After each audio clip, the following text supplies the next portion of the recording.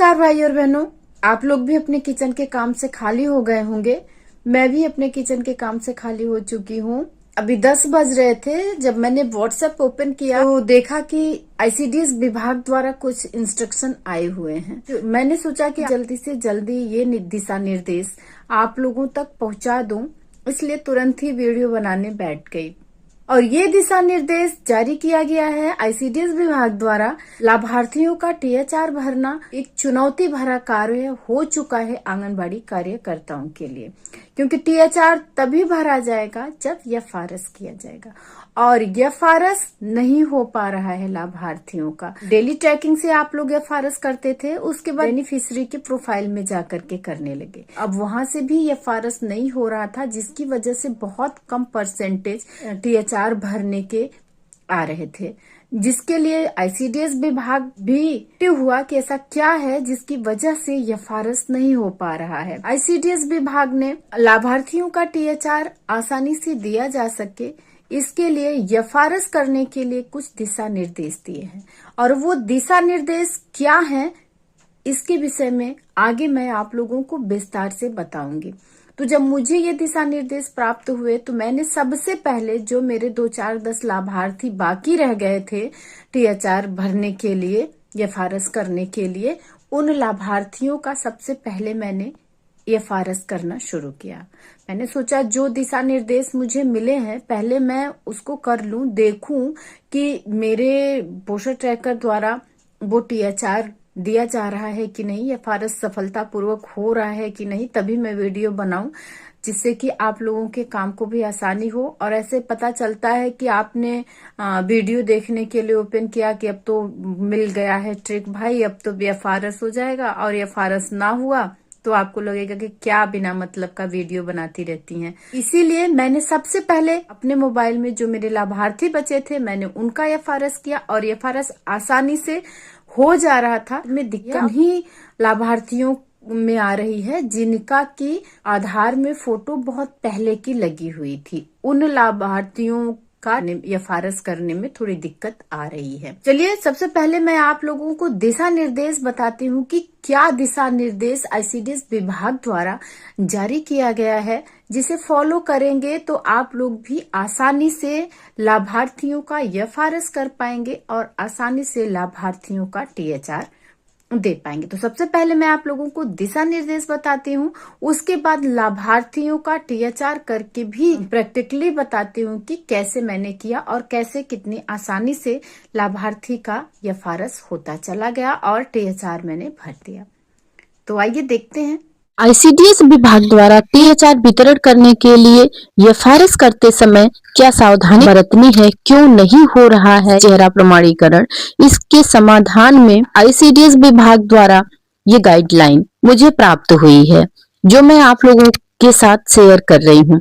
THR वितरण के समय पालन की जाने वाली महत्वपूर्ण दिशा निर्देश। तो बहनों आप लोग भी इसे ध्यान से सुनिए और समझिए। जो यहाँ पर दिशा निर्देश दिए गए हैं इसका पालन अगर आप लोग करेंगी तो एफआरएस आसानी से कर पाएंगी।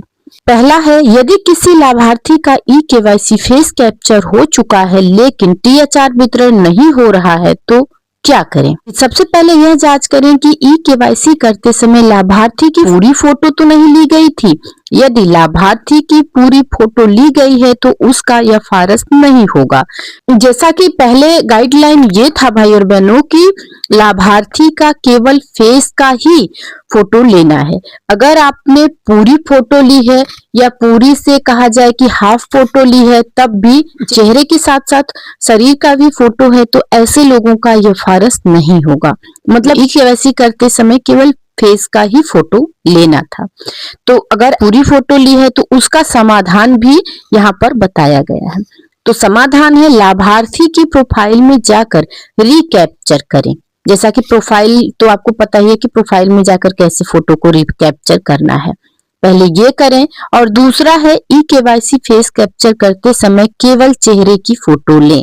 अब की ध्यान रखिएगा कि केवल चेहरे का ही फोटो लेना है, ऐसा न कि हाफ साइज की ले ली आपने, फुल साइज की फोटो ले ली, तो ऐसा नहीं करना है। और तीसरा है फोटो का बैकग्राउंड पूरी तरह सफेद होना चाहिए। बैकग्राउंड सादा में कुछ ऐसा ना हो कि कोई कलरफुल हो या पीछे कुछ लिखा पढ़ा हो या कोई तस्वीर लगी हो, ऐसा बैकग्राउंड बिल्कुल नहीं होना चाहिए। बैकग्राउंड केवल सफेद होना चाहिए फोटो लेते समय। और चौथा है, यदि फेस कैप्चर के समय पीछे कोई व्यक्ति, गतिविधि या लिखा हुआ कुछ भी नहीं होना चाहिए।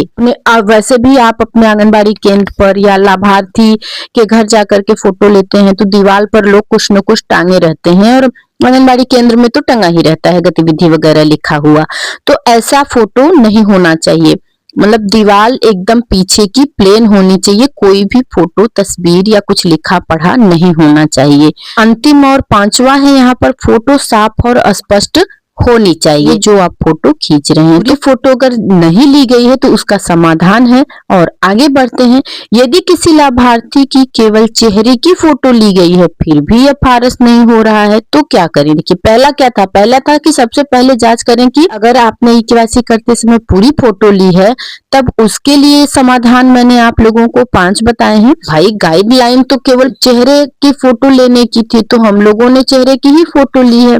कहीं कहीं ऐसा हुआ होगा कि किसी बहन के साथ कि कुछ ज्यादा फोटो ले ली गई होगी, उनके लिए ये दिशा निर्देश थे। लेकिन जिन बहनों ने केवल चेहरे की फोटो ली है उनका भी एफआरएस नहीं हो रहा है, क्योंकि नहीं हो रहा है, ये समस्या है।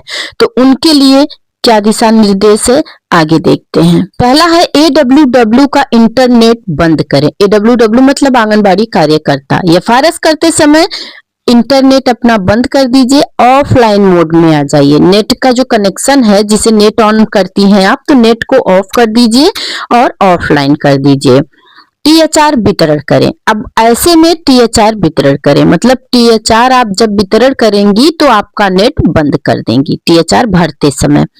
शाम 6 बजे के बाद पूरा डेटा सिंक कराएं। पोषण ट्रैकर में जाकर के आप पूरा डेटा सिंक कर दीजिए। और हाँ बहनों, डेटा सिंक करने के लिए मैंने इस चैनल पर वीडियो भी अपलोड करी है जिससे कि आप लोग को डेटा सिंक कर सकें आसानी से। तो आप चैनल पर ढूंढेंगे तो डेटा सिंक करने का वीडियो आप लोगों को मिल जाएगा। इन सब के बावजूद ध्यान रखने योग्य बातें भी आप जान लीजिए। ऑफलाइन मोड में डेटा तभी सिंक होगा जब लाभार्थी की फोटो केवल चेहरे की होगी। अब डेटा सिंक तो किया जाएगा लेकिन डेटा तभी सिंक होगा जब फोटो लाभार्थी के चेहरे की होगी, पूरे शरीर की होगी, तब ये सिंक नहीं होगा। तब आप सोचें कि सिंक कर देंगे तो होने लगेगा, एफआरएस नहीं होगा। और दूसरा है बैकग्राउंड सफेद हो, और बैकग्राउंड भी सफेद होगा तभी डेटा सिंक होगा। अगला है आधार कार्ड की फोटो 10 वर्ष से अधिक पुरानी न हो तभी सिंक होगा। और ये बात तो सही है बहनों कि आधार कार्ड की फोटो तो जो लाभार्थी हमारे आते हैं, बहुत से ऐसे लाभार्थी हैं जिनकी फोटो बहुत पहले की है, 10 क्या उनके बचपन की बनी हुई है, अब वो 35-40 के भी हो गई हैं तब भी उसी आधार की फोटो चल रही है। तो ये सब समस्याएं हैं, तो इन सब समस्याओं से तो हमें ही निपटना होगा। अब आप लोग अपने एफआरएस किए हुए लाभार्थियों का चेक कीजिए कि कैसे किसकी फोटो लगी हुई है, एफआरएस न होने का क्या कारण है। और यहाँ पर कुछ नोट भी दिए गए हैं। ऑफलाइन मोड में THR वितरण सबसे तेज होता है, तो इस बात का ध्यान रखिएगा बहनों कि आप लोग नेट बंद करके आप एफआरएस कीजिए, और एफआरएस नेट बंद करके करेंगे तो बहुत तेज गति से होगा। और अंतिम यहाँ पर दिया जा रहा है, क्या बच्चों का एफआरएस करना आवश्यक है। बच्चों का एफआरएस नहीं करना है, इसके स्थान पर उनके माता पिता या अभिभावक का एफआरएस किया जाएगा। तो बहनों ये ICDS विभाग द्वारा गाइडलाइन है, तो आप लोग इसको तुरंत चेक कर लीजिए। जब ये दिशा निर्देश मुझे मिला तो मैंने सोचा कि सबसे पहले मैं खुद करके देखती हूँ, तो मैंने भी अपना पोस्टर ट्रैकर ऑन किया, जो 2-4 लोग रह गए थे एफआरएस करना आरंभ किया। तो आइए मैं आप लोगों को दिखाती हूँ कि मैंने कैसे एफआरएस किया, और यकीन मानिए कि खटाखट एफआरएस होने लगा। तो अब एफआरएस करना है तो पोस्टर ट्रैकर को ओपन करना ही होगा, तो हमने पोस्टर ट्रैकर को ओपन कर लिया है और चलते हैं डेली ट्रैकिंग में। उसके बाद सबसे पहला काम करेंगे, हम नेट को ऑफ करेंगे। देखिए मैं यहाँ पर जाकर के अपना नेट मैंने ऑफ कर दिया है। अब नेट ऑफ करने के बाद यहाँ पर स्पष्ट देख रहे हैं कि ये ऑफलाइन मोड में मोबाइल चला गया है। अब हम लैक्टेटिंग मदर का एफआरएस करके आपको दिखाते हैं कि यहाँ पर एक ही लाभार्थी का टीएचआर दिया गया है जो कि एकदम लाइट कलर में हो गया है। और अब मैं नेक्स्ट लाभार्थी का एफआरएस करके दिखाती हूँ। जिनका नहीं दिया गया होता है उनका डार्क में लिखा हुआ होता है, लाइटेड होता है। अब यहाँ पर हमने नेहा प्रजापति का ओपन कर लिया है, तो ये 25 डेज का भर देंगे, हमें दिनों की संख्या भर देनी है। और उसके बाद फेस वेरिफिकेशन यहाँ पर है, तो ये गोले को टच करेंगे। जब तक आप गोले को टच नहीं करेंगे तब तक प्रोसीड लिखा हुआ नहीं आएगा। अब यहाँ पर देखिए प्रोसीड लिखा हुआ आ गया है, भर करके आपको दिखाते हैं। तो हमने लाभार्थी को देखिए पीछे की दीवार प्लेन रखी है मैंने सफेद, और ये लाभार्थी की इमेज आसानी से ली जा चुकी है। और ये फेस ऑथेंटिकेटेड हो चुका है, मतलब ये कंप्लीट हो चुका। अभी देखिए डाटा सेव्ड सक्सेसफुली लिख के आ गया है, और ये आसानी से, बहुत ही आसानी से सेकेंडों में हो चुका है भाई और बहनों। अब दूसरे का हम भर के देखते हैं इनका। अब देखिए ये भरने की विधि तो आपको बताने की जरूरत नहीं है, आप लोग तो इसमें एक्सपर्ट हो चुके हैं। हाँ, अब ये एफआरएस नहीं हो रहा था उसकी परेशानी अलग। मैं आप लोगों को बता दूं कि मैं बहुत ज्यादा परेशान हो जाती हूँ पोस्टर ट्रैकर में जो ये दिक्कतें आती हैं, क्योंकि पोस्टर ट्रैकर का मुझे स्पेशली प्रशिक्षण दिया गया है, जिससे कि मैं अपने क्षेत्र में लोगों को पोस्टर ट्रैकर से जो समस्याएं हैं उन समस्याओं को दूर कर सकूं। लखनऊ की टीम आई हुई थी जिसके द्वारा मुझे प्रशिक्षण दिया गया है।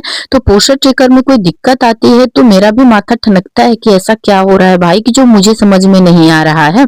फिर तो मेरा पढ़ना लिखना प्रशिक्षण करना सब बेकार हो जा रहा है। लेकिन ये देखिए हमने फटाफट अब होने लगा है, तो आप लोग भी परेशान अब ना हो। अब डाटा ऑफ करके, मतलब नेट ऑफ करके इतनी आसानी से और फटाफट ये हो रहा है। और आपको ये बता दूं कि ये शाम के वक्त में कर रही हूँ तो होता जा रहा है। मेरे अगल बगल में जो 2-4 लोग थे उन्हीं लोगों को मैंने बुला लिया था। ये इतना जल्दी हुआ कि मुझे भी यकीन नहीं हो रहा था कि डेटा ऑफ करके करने पर इतनी आसानी से हो जाएगा एफआरएस। 2-4 लोग वही बाकी रह गए भाई और बहनों, जिनका की आधार पर फोटो पुरानी लगी हुई थी। उन्हीं लोगों का होने में थोड़ी दिक्कत आ रही है। और अभी भी आप देख रहे हैं कि ऑफलाइन मोड में है मोबाइल। तो ये साधारण सी ट्रिक है, आप लोग भी जल्दी से पोस्टर ट्रैकर में नेट ऑफ करके फटाफट अपना टीएचआर भर लीजिए। और इसी तरह से 7 माह से 3 वर्ष के बच्चों का, 3 से 6 वर्ष के बच्चों का, सबका आपको टीएचआर कर लेना है। हाँ भाई और बहनों, अगर कोई दिक्कत होती तो मुझे कमेंट द्वारा जरूर बताइएगा। उम्मीद करती हूँ कि वीडियो आप लोगों को काफी यूजफुल लगी होगी। और हाँ भाई और बहनों, पोस्टर ट्रैकर से संबंधित, आंगनबाड़ी से संबंधित किसी भी जानकारी के लिए परवरिश विद प्रभा सिंह चैनल को जरूर सब्सक्राइब कर लीजिएगा, जिससे कि पोस्टर ट्रैकर में कोई दिक्कत आती है तो आप लोगों को उसकी सूचना सबसे पहले मिल सके। और वीडियो अच्छी लगी हो तो एक लाइक जरूर दीजिएगा। फिर मिलते हैं अगले अपडेट के साथ अगले वीडियो में। नमस्कार भाई और बहनों।